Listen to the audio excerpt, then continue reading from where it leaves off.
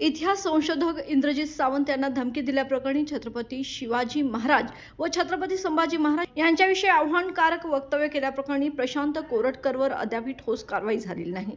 त्यामुळे आज मुख्यमंत्री देवेंद्र फडणवीस कोल्हापूर दौऱ्यावर येत असताना इंडिया आघाडी व शिवप्रेमी संघटना त्यांना काळे झेंडे दाखवून जाब विचारणार होते। या आंदोलनाच्या पार्श्वभूमीवर पोलिसांनी त्यांची धरपकड सुरू केली। शिवसेना ठाकरे गटाचे सहसंपर्क प्रमुख विजय देवणे, हर्षल सुर्वे, वसंतराव मुळीक यांच्यासह शिवप्रेमी संघटनांच्या कार्यकर्त्यांना पोलिसांनी ताब्यात घेतलंय।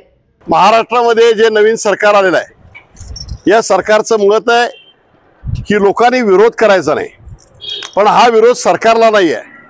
छत्रपती शिवाजी महाराज आणि संभाजी महाराज यांच्याबद्दल ज्यांनी अवमानकारक बोलले, ज्यांना ज्यांच्यावर बोलले त्यांना अटक करा। त्याचबरोबर इंद्रजित सावंत यांना फोनवरून धमकी दिली। मग सोलापूरकर असेल, कोश्यारी असेल आणि कोरटकर यांना सरकार बगल का देते?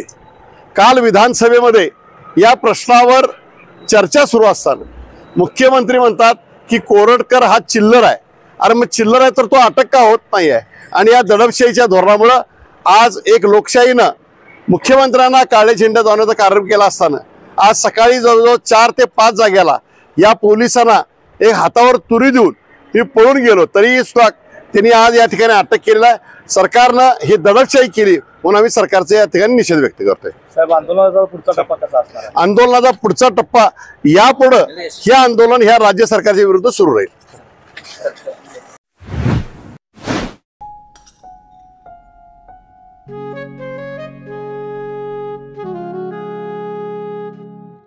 बाबा, आज येताना बासुंदी घेऊन या ना। अगं, कालच आपण आईचा वाढदिवस होता म्हणून आणली होती ना। ऐकलं, गोकुळची बासुंदी पुन्हा खावीशी वाटतेय। खरं सांगू, मलाही खावीशी वाटतेय। पुन्हा पुन्हा खावीशी वाटणारी गोकुळ बासुंदी।